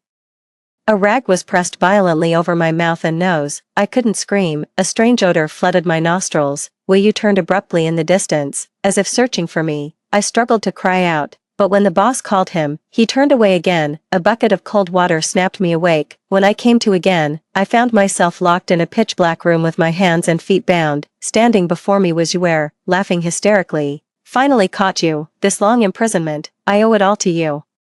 Now I think I understand why he kidnapped me. Just before it happened, I tore off my jade pendant and threw it aside, hoping Wei Yu would see it and realize I'm in danger. All I need to do now is buy some time. Calm down, I mean you no harm. She slapped me viciously, letting out a piercing shriek. You bitch, you made me lose Liang Yuanhe. That's not true, he never loved you. He only wanted your family connections to climb the social ladder. I tried softening my tone to avoid provoking her. But she kept hitting me like a madwoman. Only then did I realize she'd completely lost her mind. My cheeks had gone completely numb. Finally, Wei Yu arrived. He held me tight, his eyes red as a rabbit's, murmuring, you scared me to death. Thank God I found you. When we took Yue to see the general kept pleading with me at every turn, knowing I've always had a soft heart and could never bring myself to deal a fatal blow. Though Yue was merely a concubine's daughter confined to this small town, she never lacked for food or clothing. I could tell the general truly doted on this daughter of his. Standing beside the general, Wei Yu maintained a thunderous expression throughout, making it abundantly clear he was here to back me up. I found myself genuinely touched by this. How dare she lay hands on the princess today, with you shielding her like this? One might think you're her backer. Wei Yu had always been skilled at intimidation, and this threat of his was no exception. The old general disowned his own daughter. Do as you please with her, your highness, this old man wants no part in it. I couldn't bring myself to kill her, yet neither could I simply let her go. Let's pick a sunny day and toss her out onto the streets. She can fend for herself. Back at the palace, Wei Yu gave me puppy dog eyes. Princess, why can't you take after me? Be tougher out there. Or every stray cat and dog will think they can push you around. You're just too kind-hearted. I ruffled his hair and nodded. I wasn't always like this. It's just that palace life sheltered me too well. Ever since my adoptive uncle and aunt passed away, I've been mired in melancholy within the palace walls, devoid of any joy. During my stroll through the imperial gardens, I first encountered Wei Yu, clad in embroidered official robes, feeding fish by the pond with an aloof demeanor. His youthful vigor strangely tempered by uncommon maturity. My maid whispered that this was the dynasty's youngest ever Grand Chancellor, merely 18 yet already notorious for his ruthless methods. He cast me a fleeting glance, offered a perfunctory bow, and departed without ceremony. Our second encounter happened when I was heading to the Dali temple to inquire about deaths resembling my aunt and uncle's case. That's when I spotted him interrogating a spy. The boy's face was splattered with crimson blood, creating an eerily mesmerizing sight. He froze momentarily upon seeing me, then hastily wiped the blood off with his sleeve before offering a faint smile. Apologies for startling you, princess. After that, his appearances became increasingly frequent, meddling in everything I did. Gradually, feelings blossomed between us. At this point, Wei Yu tapped my head and said, "You're the one who started developing feelings here. I knew you were my soulmate from the very first glance. Who else would be worth shedding blood for? Now, let's hear the next story." Story 2. When I transmigrated into the regent's manor's legitimate daughter, I found myself thrust into the original host's wedding ceremony, yet standing at the altar waiting to exchange vows with me was a rooster adorned with red silk. Furious, I tore off my bridal veil and confronted the steward seated arrogantly in the place of honor. The steward sneered with contempt, "Madam, the master has also taken Miss Liu as his bride today. They're currently exchanging vows in the main hall. As a concubine, you'll only be wedded to this rooster in the side chamber. A noble princess like me, reduced to being a scholar's concubine. What an absolute farce." I stormed into the main hall demanding answers, only to find my betrothed wearing an expression of perfect composure. "I promised to marry you. Does status truly matter? Wanner comes from a brothel, with no family backing. Making her my official wife is her only protection. Your father is the regent. Your brother commands the imperial army. Your sister sits on the throne. Who would dare slight you, even as a concubine?" I nodded in quiet understanding. Since our honored top scholar shows such noble understanding, I must return the courtesy with a gift of my own. I turned slowly and issued my order to the guards with deliberate nonchalance. Guards, castrate this imperial examinee, strip him of rank, and condemn him to servitude within these very walls. As for his prized courtesan wife, dispatch her to my brother's army camp as entertainment for the troops. How precious our princess is. Keep dawdling and you'll miss the auspicious hour. The steward's sarcastic remark reached my ears. I looked down in shock. I was actually wearing peach-pink concubine wedding robes. My wedding day. A shrill cockcrow pierced the air. A rooster adorned with red silk was tied to the groom's seat, defecating freely across the floor, where the parents should have been seated. The steward waited with rolling eyes for me to serve tea. Before I could react, the matron's palm came crashing down on my back. How dare the princess neglect her respects? Has the royal household taught you no manners at all? They say she grew up roughhousing with her father and brothers in army camps. That wild streak and lack of refinement runs in the family. How could such vulgar trash be worthy of my lord? At best she might qualify as a concubine. A cacophony of voices flooded her mind. Waves of excruciating pain brought with them the original host's memories. It all came back to me. I'd transmigrated into the legitimate daughter of the all-powerous regent. The original host had a doting regent father, a brother who was the nation's top general, and an elder sister reigning as the imperial empress. Yet despite being showered with boundless affection, she remained hopelessly infatuated with a man named Song Qingyu. Not only did she degrade herself as a concubine despite her noble status, but Song later betrayed her, reducing her to a mutilated human swine. My father and brothers were pierced by countless arrows, while my sister hanged herself in the Eastern Palace. The original host's memories still carried the agonizing hatred of being turned into a human swine. Furious beyond measure, I gnashed my teeth and instantly lashed out with my whip at the matron. Still seething with rage, I fetched scalding tea and flung it straight into the steward's face as he awaited my ceremonial offering. Kicking the steward aside, I planted myself imperiously on the master's chair he'd occupied. I commanded my maidservant, let some other fool marry this wretched family. I'm done with this farce. Ride back immediately and tell father to send escorts for my return. My nose wrinkled as I surveyed the dusty side chamber draped in cobwebs. This rat's nest reeks of bad luck. I can't stand another second here. When I burst into Song Qingyu's wedding hall, he was exchanging vows with Lu Wanner, the picture of marital bliss. The opulent hall glittered, packed with distinguished guests. It only made the shabby side chamber where I held my wedding ceremony with a rooster appear even more pitiful and neglected. I cracked the longevity table right between them with my whip. Song Qingyu, what is the meaning of this? Not only did you make me hold my wedding in a side chamber, but you dare relegate me, a royal princess, to concubine status. You've got some nerve. Song Qingyu shielded Lu Wanner from the whip. His eyes blazed with fury. Jiang Zhaoyun, I promised to marry you. Must we quibble over being wife or concubine? Besides, didn't you willingly choose this pink bridal gown for concubines yourself? Lu Wanner, clad in the bright red bridal gown reserved for the principal wife, covered her mouth with her hand. Indeed, elder sister, you deliberately chose pink for yourself and red for me. Wasn't that precisely to please our husband? Or were your previous displays of grace and generosity just an act? Do you now intend to go back on your word and deliberately disrupt this wedding? A sharp pain pierced my temples as I remembered the original host had indeed promised this. Song Qingyu once vowed he'd marry Lu Wanner as his lawful wife or shave his head and become a monk. He deceitfully claimed taking her as a concubine would pain him more, thus making him cherish her doubly, to win her beloved's affection. The original hostess endured the humiliation of accepting concubinage. Song Qingyu's aloof demeanor made my blood boil. A beloved princess spoiled rotten by all, reduced to such pitiful groveling for affection, allowing Song Qingyu to climb over her, dooming her entire household to wrongful deaths without survivors. Perhaps the original soul's lingering resentment and unwillingness to depart, fate itself guided me to inhabit her body and seek vengeance. I watched Song Qingyu with a cold smirk. With unfinished business between the dead and the living, now that I'm here, history won't repeat itself. I raised my whip, pointing toward the 99 dowry chests I'd brought. Song Qingyu, I was merely testing you. Who would have thought you'd dare show such insolence toward the regent's household? Since you've the audacity to offend the regent's estate, what good is passing the imperial exams? With one word from me, your official career ends today. Watching as I'm about to break off the engagement, the servants even began moving out my dowry.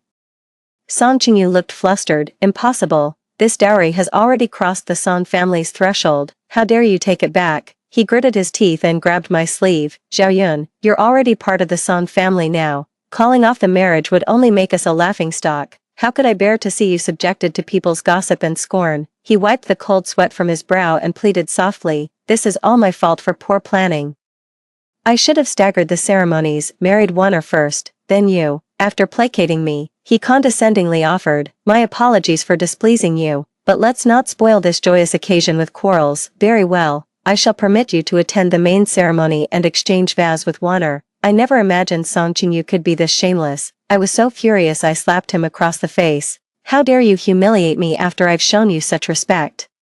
Song Qingyu clutched his reddened cheek, eyes wide with shock. You struck me. I'm your husband, I scoffed. I'll hit you whenever I damn well please. What, am I supposed to check the almanac first? Not only will I hit you, I'll kick you too. You asked for this, who am I to disappoint? Having grown up in military barracks, I'm no weakling. With one kick, I sent Song Qingyu flying into the wall. Lu Wanner helped Song Qingyu up with tender concern. Jiang Zhaoyun, if you've got a problem, take it up with me. How dare you strike my husband? With a tilted smile, I swung my hand and slapped her. Who do you think you are? How dare you speak to me like that? You dare address me by my name. If you're tired of living, I'll gladly send you to your next life. Lu Wanner was too terrified to meet my gaze. That's when I noticed, the layers of jewelry adorning her were actually my dowry. I laughed in sheer disbelief. These two were truly competing in shamelessness.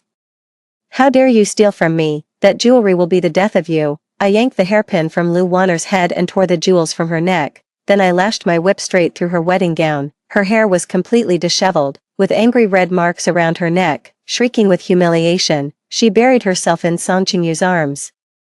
Witnessing this, Song Qingyu's masculine pride instantly swelled. How dare you go this far, ruining Wanner's wedding dress in public? Have you no thought for her dignity? I burst out laughing. Lu Wanner has been the top courtesan in that brothel for 10 years. Her body's been used up long ago. What's with this sudden act of playing the chaste maiden? Besides, these clothes and dowry rightfully belong to me. Aren't you the thieves who stole my belongings? At my taunts, Lu Wanner threw herself at Song Qingyu in tears. Brother Qingyu, I swear, I sell my talents, not my body. You're the only man I've ever had. Song Qingyu held her tighter, his heart aching. He turned to glare at me with icy hostility. Jiang Zhaoyun, you've gone too far. Unless you kneel and apologize to Wanner today, this isn't over. His self-righteous act made me laugh bitterly. How dare you suggest a noble woman like me kneel to some low-born wench? Song Qingyu bristled at my contempt. I bought Wanner's freedom and married her properly. She's my wife now, not some servant. Lu Wanner wept bitterly. It's all because of my humble origins. Unlike my sister who was born into a respectable family, had I been blessed with her privileged upbringing, I would never have fallen into this wretched life. Her pitiful display moved the onlookers to compassion, pointing fingers at me amidst the crowd. Never seen such an aggressive woman before. Bossing around her husband's concubines, utterly devoid of feminine virtue, throwing her weight around just because of her family status, using feminine virtue to pressure me. I doubled over laughing. The way I am is how a woman should be. I swept my gaze across the room and declared without pretense, so what if I bully others with my status? As a princess, it's my privilege to do so. If you can't stand it, go kill yourselves and crawl back to the womb.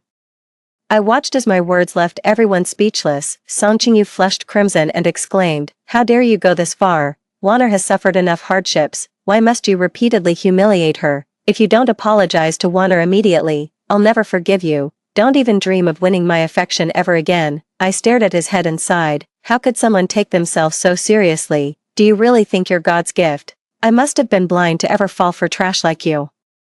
I'm giving you two options. First, you'll castrate yourself, kneel to kowtow an apology, then return my dowry in full. Only then will I spare your life. Second, I'll kill you both right now and grant you star-crossed lovers a united death. Song Qingyu never anticipated my fury would reach such heights. Veins bulged violently on his neck. Don't push me too far. I won't choose any of them, the guests murmured among themselves. Song Qingyu was after all the new top scholar. Even I, as a noble princess, shouldn't treat human lives so carelessly. I scratched my ear indifferently. If you won't choose, I'll choose for you. Rather than keeping your worthless life, I'd rather see you dead sooner. I drew my sword and advanced toward Song Qingyu. Lu Wanner rushed forward to shield him. Come at me if you dare. I won't let a jealous wretch like you lay a finger on brother Qingyu. I tilted my head with a smirk. Very well. Since you're so eager to die, I'll oblige you.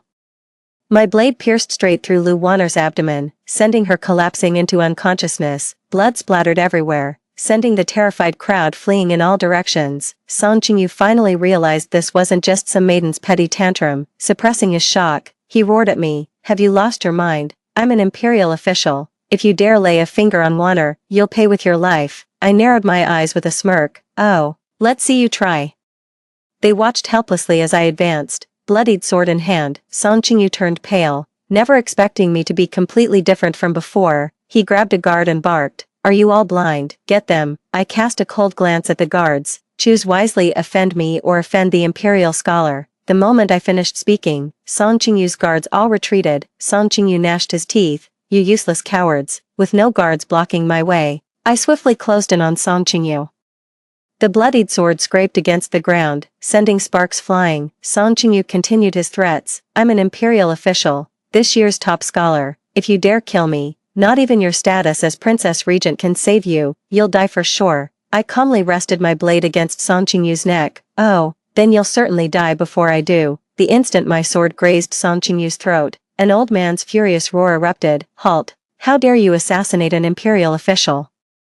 Do you wish to bring the 9 familial exterminations upon yourself?" The newcomer turned out to be none other than the Chancellor, renowned for his virtue and prestige. I curled my lip and withdrew the sword from Song Qingyu's neck. I turned to gaze at the aged Chancellor. "What? Is killing some measly top scholar worth disturbing His Excellency the Chancellor? Am I, a princess of the realm, not entitled to execute a mere imperial examinee?"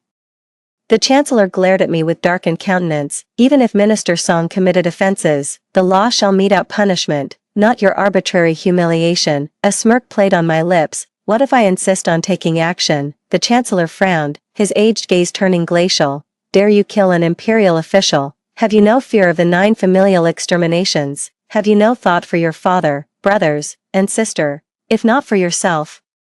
Do you truly believe His Majesty would spare them? Are you prepared to see your entire household executed? Threats mean nothing to me, never have, never will." I shook my head with a faint smile. "So the Chancellor implies my illustrious Jiang family lacks the influence to touch a mere imperial scholar. Today I'll witness firsthand what consequences await me should I truly strike him down." My blade flashed like lightning toward Song Qingyu, but in the next heartbeat, cold steel kissed my own throat. It was the Prime Minister's doing. I wasn't the least bit surprised, met the old man's gaze calmly. "What's the meaning of this, Prime Minister? Would you kill a royal princess for some petty official?" The Chancellor's obsidian eyes held unfathomable depths. "My apologies to your highness, but I cannot condone vigilante justice. With me standing here, no one shall lay a finger on Minister Song."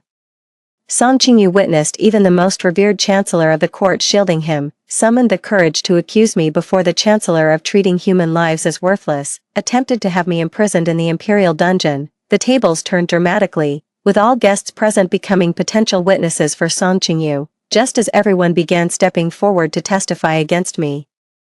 The Chancellor's sword pressed harder against my neck. A thin trickle of blood appeared on my neck. Just then, the door burst open with a crash. An armored general stormed in, roaring, "With me here, who dares lay a finger on my daughter?" Before death could arrive, father and brother came rushing in. A long sword sliced through the air, severing the Chancellor's sword hand mid-swing. Father ran to me in quick strides, verifying I was unharmed. He pointed his blade at the Chancellor once more.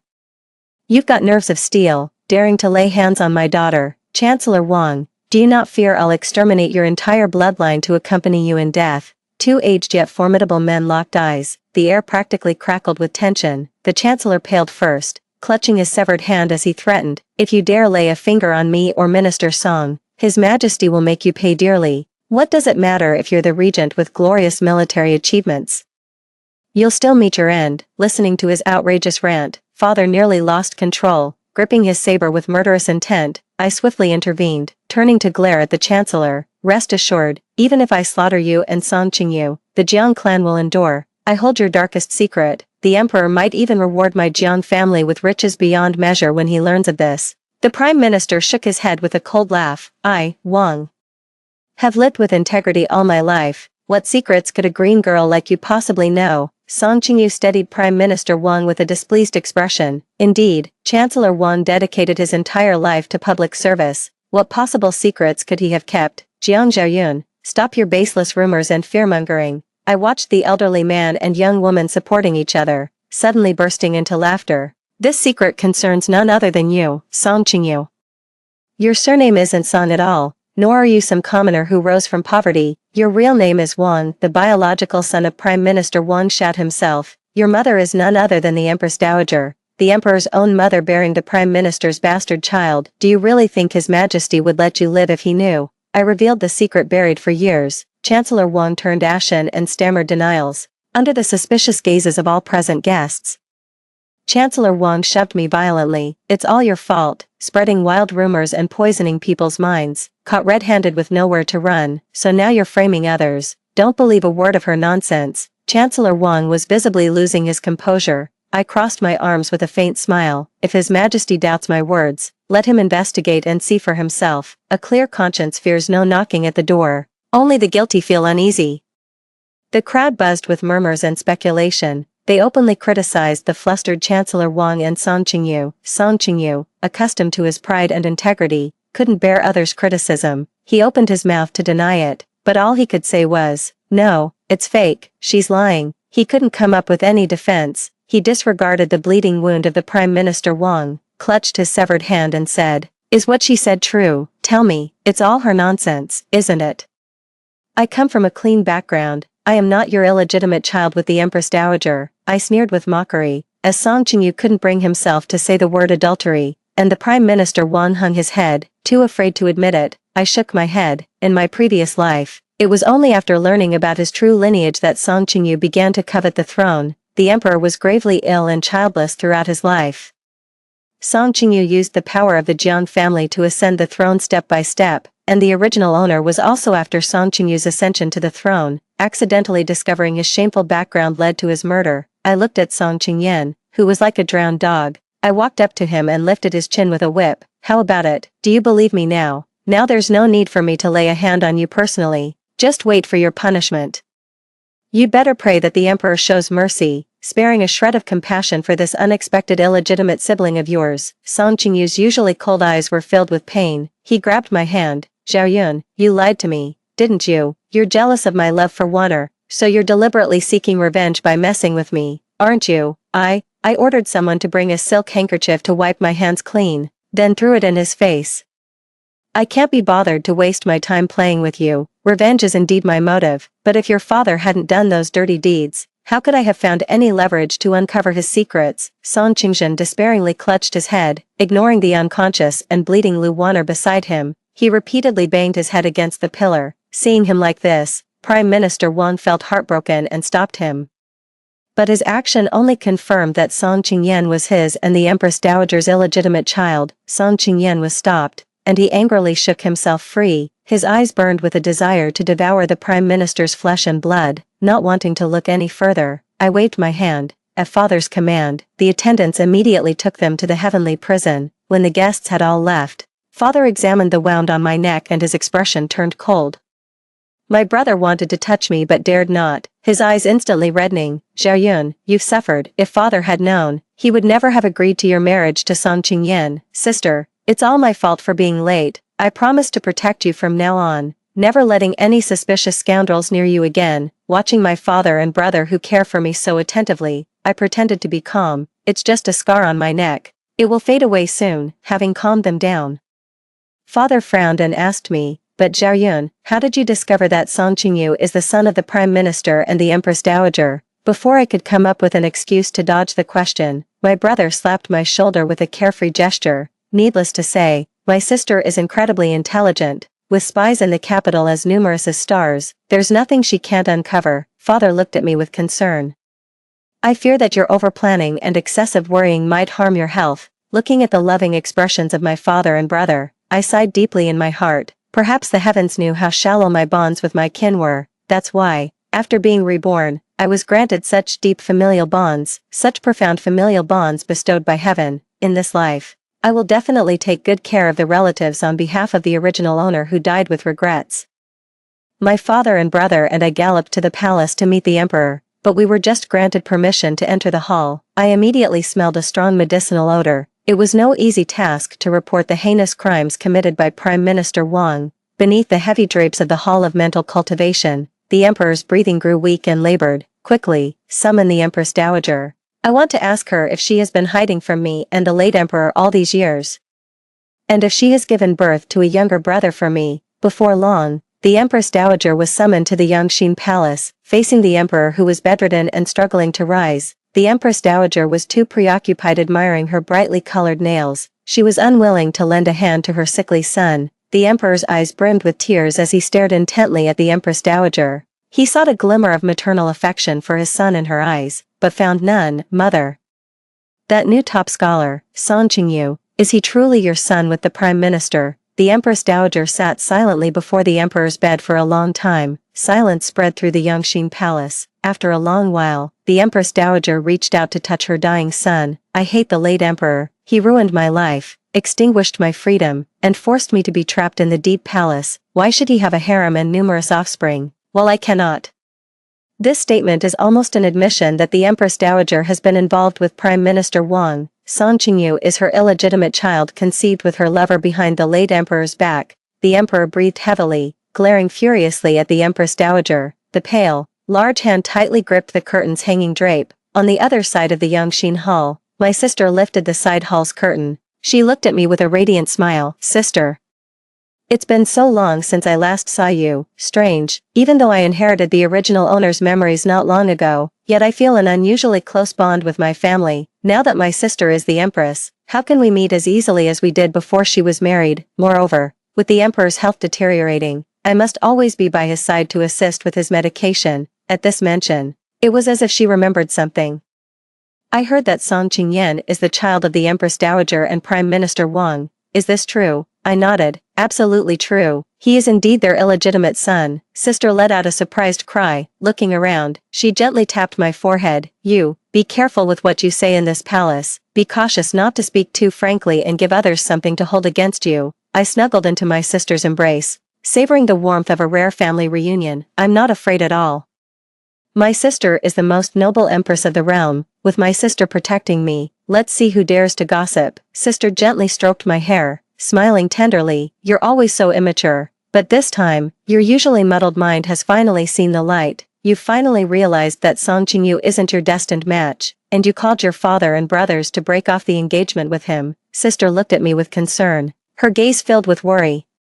You used to grovel before him like you were under a spell, and no one could persuade you otherwise. Seeing that his heart is no longer with you, I can't bear to watch your true feelings be trampled on again and again. I patted my sister's hand, comforting her. Just think of me as having been blind before, to have treasured him so much. Now I understand. He's nothing but a piece of shit, not even worth a second glance. My sister was amused by my words. Just then, a shrill wail came from the Hall of Mental Cultivation. The emperor has passed away. My sister and I exchanged a glance. Although she wasn't deeply attached to the emperor, she had to feign grief. I had just knelt down and kowtowed with the others. A maid's announcement came from outside the hall. Oh no, Prime Minister Wang has escaped from the imperial prison and led troops to besiege the palace in a rebellion. Listening to the maid's report from outside, glancing again at the emperor on the sickbed who had already passed away, I grabbed my father and brother, then looked at my anxious and worried sister. I opened my mouth, and in the end, I blurted out, Father, let's rise up and rebel. Now that the emperor has passed away, he left no heirs in his lifetime. You have been loyal and patriotic all your life, and no one is more suited to sit on the throne than you. If you, the regent, do not take action today, and if Prime Minister Wang gets there first, once he helps Song Qingyu ascend the throne, his first move will be to slander us for harboring malicious intent and amassing troops. Father glanced one last time at the emperor on the dragon bed. I know it's not easy to convince a lifelong loyal minister, who has dedicated his life to serving the throne, to decide to rebel. After a long pause, father looked at brother and sister with great difficulty.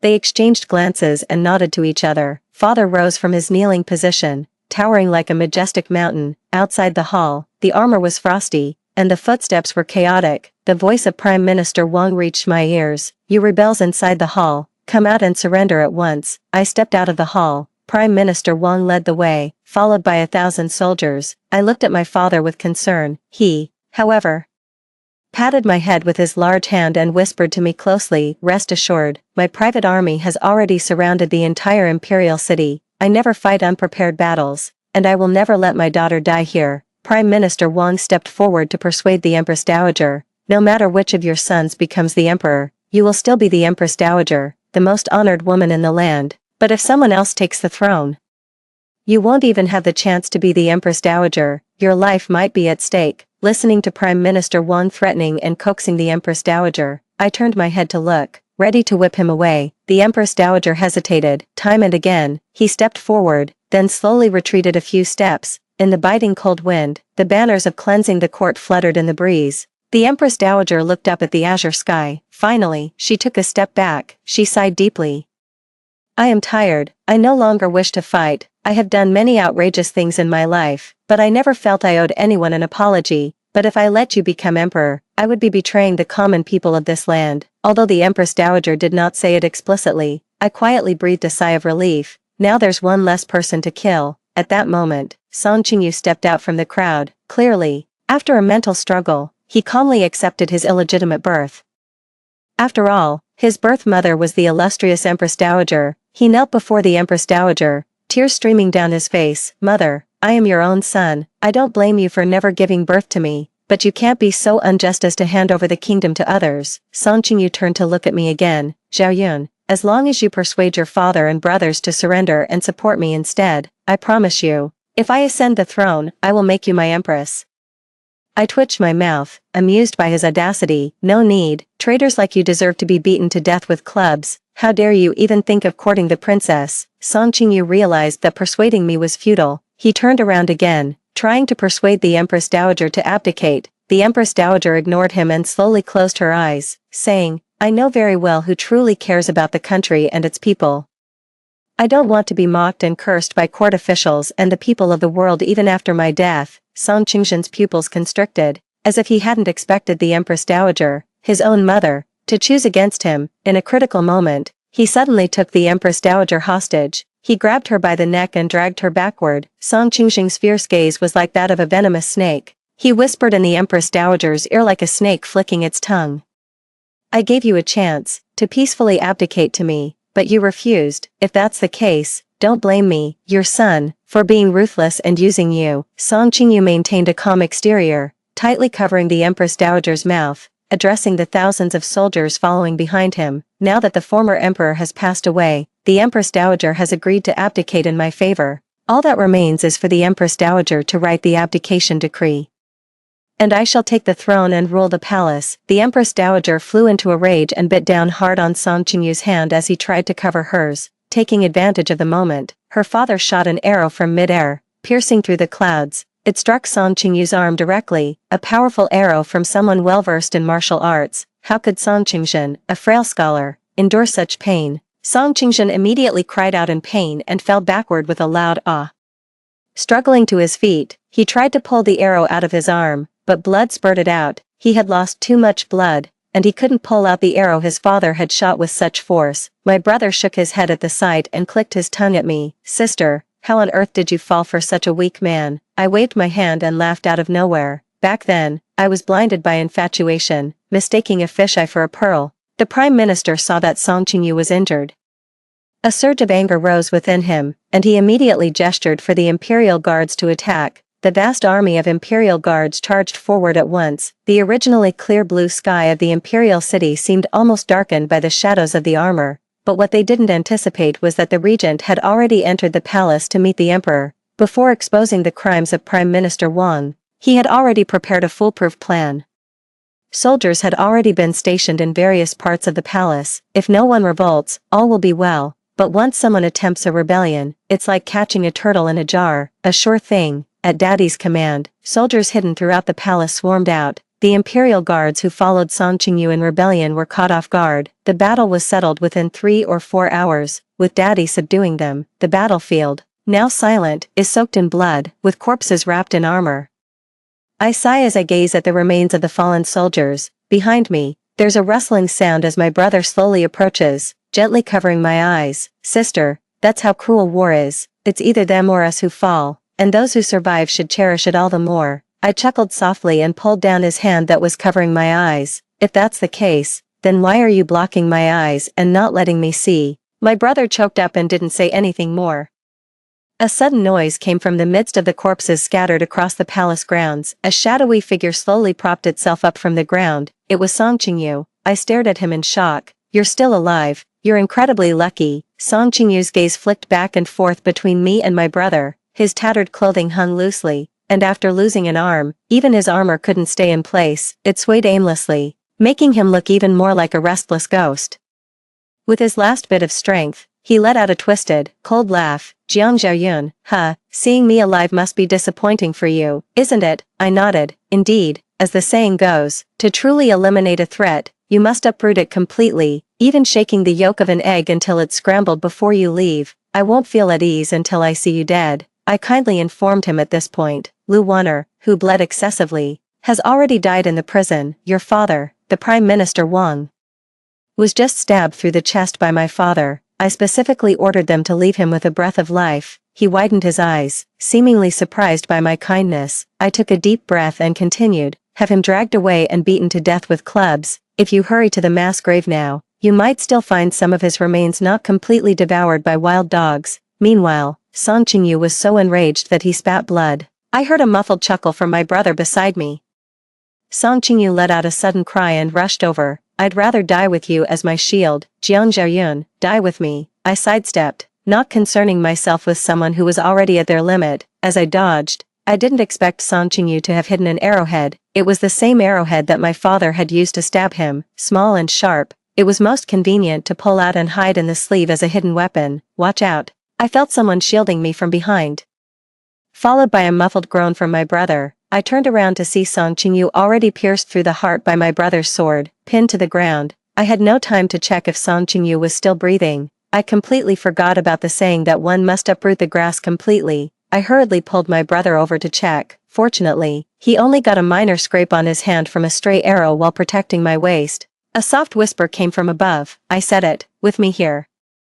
I won't let my sister get hurt again. Under my careful care, the scars faded within a month. A month later, my brother's coronation ceremony is about to begin. The sky is clear and the air is fresh. It's a good day. Sister has long since assumed a new identity, free from the shadow of her former queenly status. Dressed in her finest, she and father await the rewards by the side. I squint, feeling the warm sunlight fall upon me. All the gloom has passed. Fortunately, it's not too late. The end.